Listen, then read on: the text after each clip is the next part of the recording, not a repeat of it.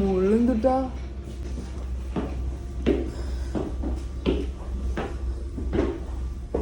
വേറെ. ഓ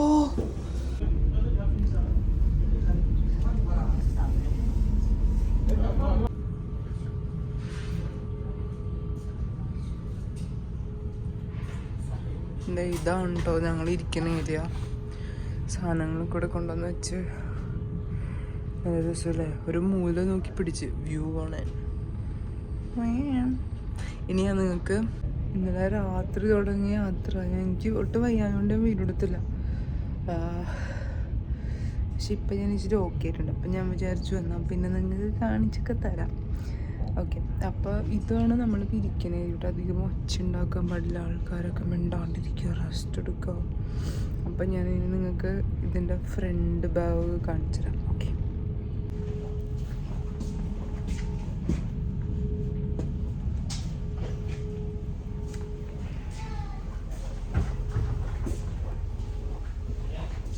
ഞാൻ ഭയങ്കര ടയേർഡായിട്ടിരിക്കുന്നു. ഇവിടെ നിന്ന് അതുപോലെ തന്നെ ഒരു ഏരിയ.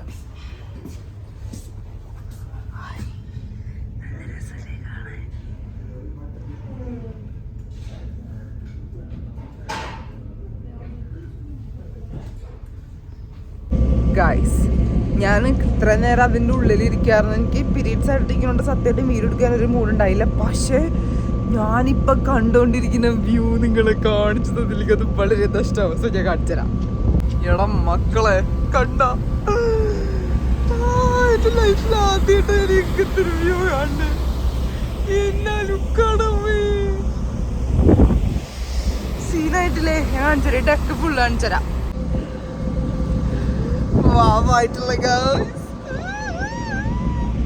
നല്ല കാറ്റുണ്ട്, സൂര്യനുണ്ട്. ഇത്ര നേരം ഇവിടെ ഭയങ്കര കോടയായിരുന്നു, ഒന്നും കാണുന്നുണ്ടായില്ല. ഇപ്പോഴാണ് കാണാൻ തുടങ്ങിയത്.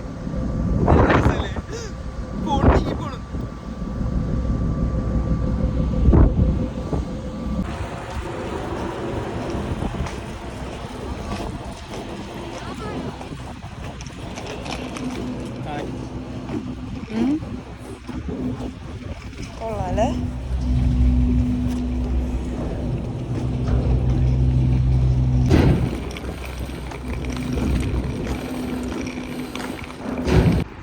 സോ ഗൈസ്, നമ്മൾ ഡെൻമാർക്ക് എത്തി. എനിക്ക് ഫുള്ള് കവർ പറ്റില്ല, ഞാൻ പറഞ്ഞില്ലേ പീരീഡ്സ് ആയിട്ട് വയ്യ, ഒട്ടും വയ്യ.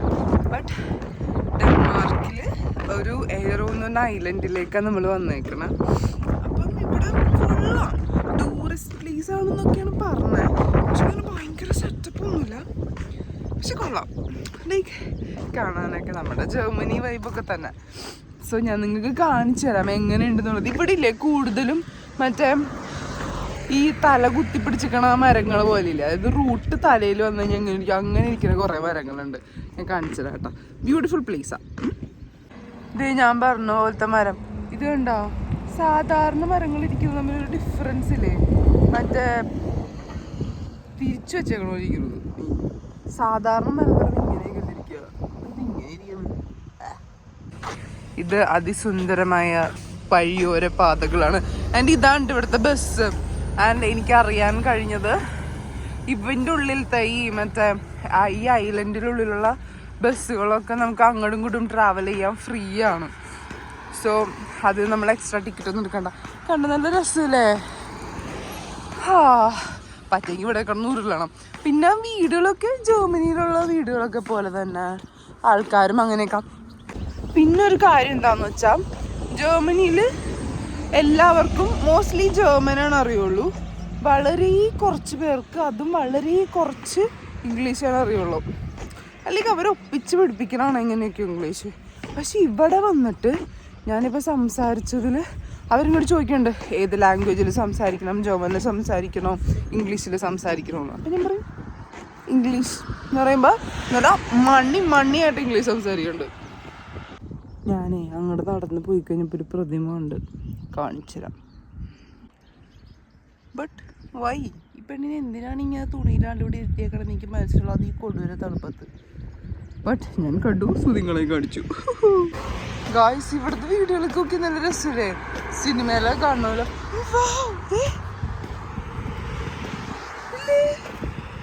സൂപ്പർ. ഇതാ ഇഷ്ടമാണ് ഈ പുറം നാടുകളുടെ ഒരു എനിക്ക് ജർമ്മനിയിലും ഇവിടെയൊക്കെ ഇഷ്ടമായത്. നല്ല വൃത്തി, നല്ല ഭംഗി. ഇത് നിങ്ങൾ കാണുന്നുണ്ടോ? ഞാൻ കാണുന്നത് കടൽ. എൻ്റെ പുറം ജീവിതത്തിൽ ഫോറിൻ ലൈഫിൽ ആദ്യത്തെ കടലാണ്ടത്, ആദ്യത്തെ കടൽ കാഴ്ച. ഞാൻ എൻ്റെ കണ്ണുകൾ കടൽ കാണാൻ തുടിക്കുകയായിരുന്നു. മെയിനായിട്ട് ഞാൻ ഈ ഐലൻഡിലേക്ക് വന്നെന്ന് പറഞ്ഞപ്പോൾ പറഞ്ഞ കാര്യമായിരുന്നു, എനിക്ക് ബീച്ച് കാണണം, എന്നെ കടൽ കാണിക്കൂ. ഞാൻ ഭയങ്കരമായിട്ട് മിസ് ചെയ്യണ്ടായിരുന്നു നമ്മുടെ ചെറായി ബീച്ചും വൈപ്പൻ ബീച്ചും ഫോർട്ട് കൊച്ചിയൊക്കെ. ഭയങ്കര ഇഷ്ടമാണ് ബീച്ചിലെ ഭംഗിയുള്ള വീടുകൾ. ഇങ്ങനെയുള്ള സെറ്റപ്പൊക്കെ നമ്മുടെ നാട്ടിൽ വേണമായിരുന്നു, നല്ല വൃത്തിയായിട്ട്. ഇവിടുത്തെ ഇലയൊക്കെ എന്താ കരിഞ്ഞിരിക്കണം, തണുപ്പുള്ളതുകൊണ്ട് ഉണങ്ങിയിരിക്കണം. പക്ഷേ എന്താ ഗൈസ്, ഞാൻ കടലിൻ്റെ ക്ലോസ് വ്യൂ കാണിച്ചു കേട്ടോ. ഇത് കണ്ടോ, എന്താ കടലെത്തി എൻ്റെ പേരെ. ഞങ്ങൾ വന്ന ഷിപ്പ് അത് രണ്ടാമത്തെ ട്രിപ്പിൽ വന്നേക്കണതാണ് അടുത്ത ആൾക്കാരായിട്ട്. ബ്യൂട്ടിഫുൾ സീ, ബ്യൂട്ടിഫുൾ കടൽ. ഒടുക്കാതെ തണുപ്പ്, എൻ്റെ വായൊക്കെ മരയ്ക്കും. അത് വേറൊരു ഐലൻഡാന്ന് തോന്നുന്നു അല്ലേ, ആരുമില്ലാത്ത വിജനമായ ഐലൻഡ്. ഗൈസ്, ഇന്ന് തിരിച്ചു പോവാണ്. ഫുള്ളൊന്നും വീട്ടിൽ എനിക്കത് പുറത്തേക്ക് ഇറങ്ങാൻ പോകാനേ പറ്റിയിട്ടില്ല. ഇവിടെ ഭയങ്കര തണുപ്പ്. ഒരു കാര്യം മനസ്സിലായി, ഇങ്ങനെയുള്ള സ്ഥലങ്ങളിലൊന്നും തണുപ്പത്ത് വരരുത്. മഞ്ഞില്ല എന്നുള്ളൂ, കൈ പുറത്തിടാൻ പോലും പറ്റില്ല. ഇപ്പം ഞാൻ കൈ പിടിച്ച് സംസാരിക്കാൻ പറ്റാത്തതുകൊണ്ട് ഫോൺ ഒരു സ്ഥലത്ത് വെച്ചിട്ട് അവിടെ ഇരിക്കാം. ഞാൻ സൂപ്പറായിട്ട് റെഡി ആയിട്ടൊക്കെ ഇരിക്കുക. പക്ഷെ എനിക്ക് മര്യാദക്ക് ഒരു ഫോട്ടോ എടുക്കാൻ പോലും പറ്റുള്ള തണുപ്പ്. ഞാൻ ബീച്ചിൻ്റെ സൈഡിൽ നിന്ന് ഫോട്ടോ എടുക്കാൻ നോക്കിയിട്ടാ, എന്നിട്ട് പറന്നു പോണു. എനിക്ക് ഇത്രയും തടി ഉണ്ടായിട്ടും പറന്നു പോണു. ഞാൻ കാണിച്ചല്ലേ, ഞാൻ സൂപ്പറായിട്ട് ഇരിക്കാം. കണ്ടോ, ഉടുപ്പൊക്കെ ഇട്ടേക്കണം. പക്ഷേ പറ്റുള്ളൂ, ഫോട്ടോ എടുക്കാൻ പറ്റുള്ളൂ, വീഡിയോ എടുക്കാനും പറ്റുള്ളൂ. എന്ത് ചെയ്യാനാ? അവിടെ അരയന്നം അതൊക്കെ കാണിച്ചുതരാം. ഞാൻ പറ്റുമെങ്കിൽ എന്താണ് കപ്പലിൽ കയറി കഴിഞ്ഞിട്ട് ഇപ്പം തന്നെ തിരിച്ചു. ഇപ്പോൾ ഒരു അരമണിക്കൂറിനുള്ളിൽ ഞങ്ങളുടെ ഷിപ്പ് വരും തിരിച്ചു പോകാനുള്ളത്. അപ്പം ഞാൻ കാണിച്ചുതരാം. കിളിയൊക്കെ ഇല്ലേ പറക്കാൻ നോക്കിയിട്ട് വേറെ സൈഡിലേക്ക് കൊണ്ട് കാറ്റടിച്ചിട്ട്. ഞങ്ങളുടെ കപ്പൽ തന്നെ ഉണ്ട്. കപ്പൽ കാണിച്ചുതരാം, കൈ ഓർത്തിട്ട് എനിക്ക് കപ്പൽ കാണിച്ചുതരാം, അരയന്നത്തിനും കാണിച്ചുതരാം. അതുകൊണ്ട് കപ്പലിൻ്റെ ഉള്ളിൽ കയറിയിട്ട് കുറച്ചൊക്കെ വീഡിയോ ഒക്കെ എടുത്ത് കാണിച്ചുതരാം. നല്ല ഫോട്ടോ ഒക്കെ എടുക്കാൻ പറ്റും എന്നുള്ള പ്രതീക്ഷയോടെ സൈനിങ് ഓഫ്. അൻക ബി subscribe to my channel, like the video. നമ്മളിപ്പോൾ ഇവിടെ നിൽക്കണേ എയ്റോ എന്ന് പറഞ്ഞ സ്ഥലത്ത്, ഡെൻമാർക്കിലെ എയ്റോ എന്ന് പറഞ്ഞ ഐലൻഡിൽ. നല്ല ഐലൻഡ്, വളരെ ശാന്തമായ ഐലൻഡ്. കുറച്ച് ആൾക്കാരിവിടെ താമസിക്കുന്നുള്ളൂ. നല്ല ആൾക്കാർ, നല്ല മര്യാദയുള്ള മാന്യമായ ആൾക്കാർ, അത്രേ ഉള്ളൂ. അപ്പം ഞാൻ കാണിച്ചുതരാം. ഞാൻ പറഞ്ഞ അരയന്നം കണ്ട അരയന്നം. ബ്യൂട്ടിഫുൾ അരയന്നം. വെറുതെ വെള്ളത്തിൽ കിടക്കാൻ തണുക്കണമെന്നോ പണ്ടാരത്തിന്.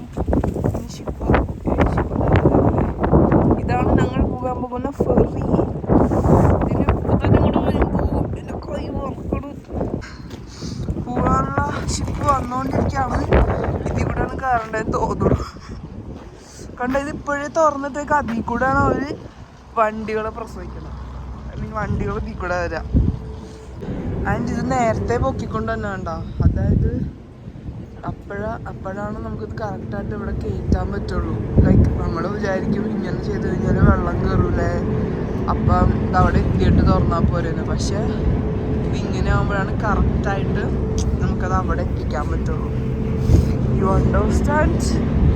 So many shippings. എന്തായാലും ഓരോരോ ടെക്നോളജി.